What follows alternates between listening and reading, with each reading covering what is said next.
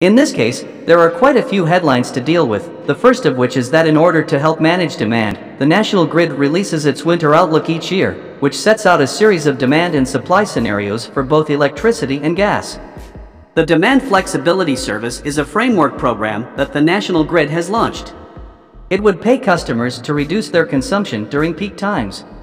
That includes things like using your washing machine overnight, charging your electric vehicle in the middle of the day, or doing anything else overnight to avoid those hectic morning and evening hours.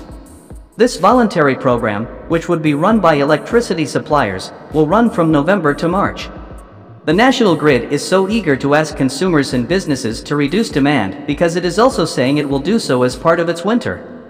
The Outlook report expresses concern that, in the worst-case scenario, supply may not be able to meet demand, and it outlines, and we must emphasize that this is a worst-case scenario, a situation like this would occur during extremely cold weather, which is also very still, which would naturally reduce our capacity to generate wind power when we also face difficulties importing electricity from European counterparts and a significant gas shortage, which would decrease our gas-fired capacity.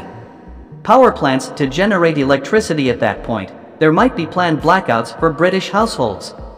A spokesperson for the national grid stated in a statement that, in the unlikely event that we were in this situation, some customers might not have power for predetermined periods throughout the day. Since the UK gets 40% of its electricity from gas-fired power stations, this will be a real blow to Liz Truss, who has been very reluctant to talk about individual behaviour change and has also promised there will be no rationing in the UK. This is generally assumed to be for 3-hour blocks, and the exact number of people left without electricity would depend on the extent of the gas shortages.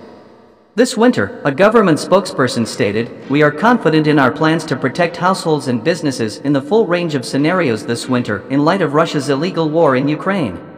The spokesperson also emphasized that Britain is not as dependent on Russian energy imports and has access to domestic suppliers from the North Sea and, of course, renewable energy. However, this warning in the very worst-case scenario of planned blackouts for British consumers will be alarming to many.